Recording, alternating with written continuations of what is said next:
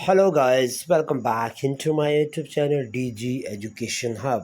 So today we are going to discuss about here simple future tense. साथीहरू आज हामी day 20 छौँ।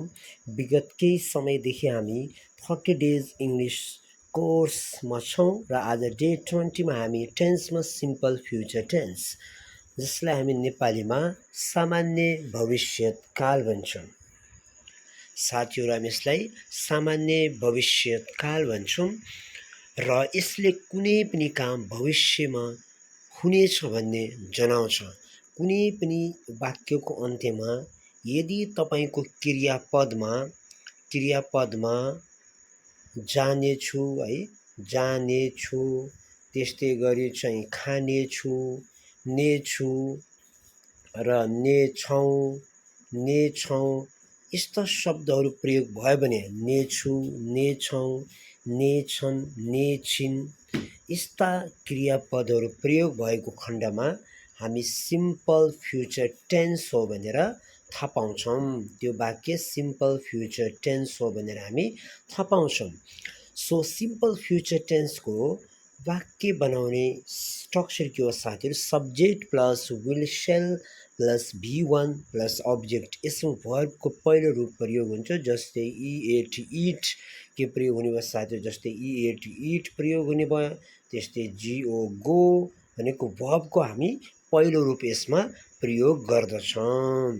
Subject plus will shall plus V1 plus अब्जेक्टको प्रयोग गरिन्छ र आई र वीसँग हामी शेलको प्रयोग गर्छौँ। आई र वी सब्जेक्टको रूपमा आउँछ भने अरू भर्बसँग अरू सब्जेक्ट हामी विलको प्रयोग गर्छौँ। But nowadays you can use will with all other subjects. आजभोलि हामी अरू सबै कर्तासँग विल प्रयोग गर्दा पनि हुन्छ। Look at here some examples. I subject भयो, विल एक्जिलरी भयो। भिजिट भनेको V1, I will visit my grandmother tomorrow. म भोलि आफ्नो हजुरआमालाई भेट्नेछु।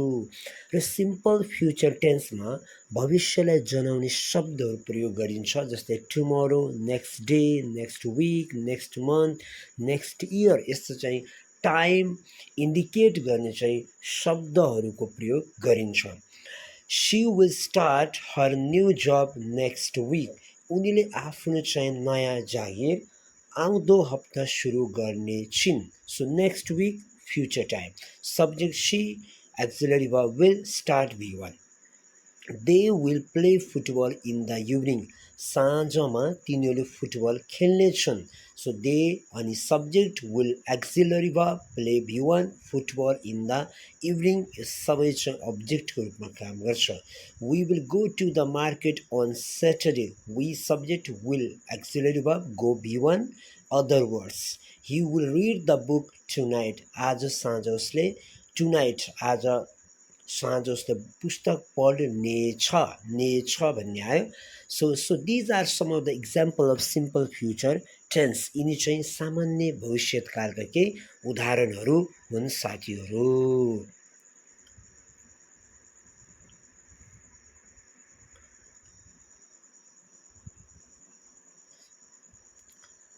Translate the following sentences into English. ल यहाँ साथीहरू केही चाहिँ नेपालीमा केही वाक्यहरू रहेका छन्।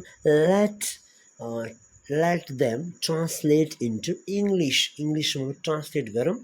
Subject plus will plus V1 plus अब्जेक्टको हामीले फर्मुला युज गरेरलाई हामी के गर्न सक्छौँ? इङ्ग्लिसमा चाहिँ ट्रान्सलेट गर्न सक्छौँ। म भोलि हजुरआमालाई भेट्न जानेछु। यहाँ साथीहरू जानेछु भनेपछि कुन टेन्स भयो? फ्युचर टेन्स भएको। म भनेको आई, अब आईसँग हामी विल पनि प्रयोग गर्न सक्छौँ, सेल पनि प्रयोग गर्न सक्छौँ। I shall go to meet my grandmother tomorrow भन्छ। Okay, tomorrow. I shall go to meet my grandmother tomorrow भनेको छ। 2 नम्बरमा हेरौँ साथीहरू। उनी अर्को साता भनेको नेक्स्ट विक नयाँ जागिर सुरु गर्ने छिन्। She will start a new job next week. She will start a new job next week. She subject will auxiliary verb start V1 a new job next week. उनीहरू बेलुका फुटबल खेल्नेछन्। दे भनेको उनीहरू, विल भनेको वर्ब, प्ले भनेको main verb, will भनेको सहायक क्रिया, फुटबल भनेको अब्जेक्ट, इन द इभिनिङ भनेको टाइम। उनीहरू बेलुका फुटबल खेल्नेछन्। हामी शनिबार बजार जानेछौँ। We shall go to market on Saturday. हामी भनेको वी, सेल, वीसँग सेल पनि प्रयोग गर्न सकिन्छ र विल पनि हुन्छ। गो भनेको V1, to market on Saturday. Negative sentence. अब हामीले चाहिँ सामान्य भविष्यकालमा कसरी नकारात्मक चाहिँ वाक्यहरू बनाउने। नेगेटिभ सेन्टेन्स चाहिँ म भोलि पोखरा जाने छैन, उसले फुटबल खेल्ने छैन, हामी म्याच जित्ने छैनौँ। आयो भने कसरी हामीले तिनलाई ट्रान्सलेट गर्ने, अनुवाद गर्ने। सो यसको सिम्पल तरिका छ सब्जेक्ट लेख्ने, सब्जेक्ट पछाडि विल अथवा सेल अनि नट अनि V1 प्लस अब्जेक्टको प्रयोग, विल पछाडि नट लेख्ने। यसलाई हामी सर्ट फर्ममा पनि लेख्न सक्छौँ साथीहरू। विल नटको साटो हामी जस्तै विल नट भयो भने यसरी हामी विल नटलाई हामी सर्ट फर्ममा पनि लेख्न सक्छौँ। कसरी साथीहरू, वन्टमा लेख्न सक्छौँ। वन्टमा पनि हामी लेख्न सक्छौँ यसरी वन्ट। अनि सेल नटलाई हामी सर्ट फर्ममा के सान्ट पनि हामी लेख्न सकिन्छ। सर्ट फर्ममा हामी सान्ट लेख्न सक्छौँ साथीहरू है।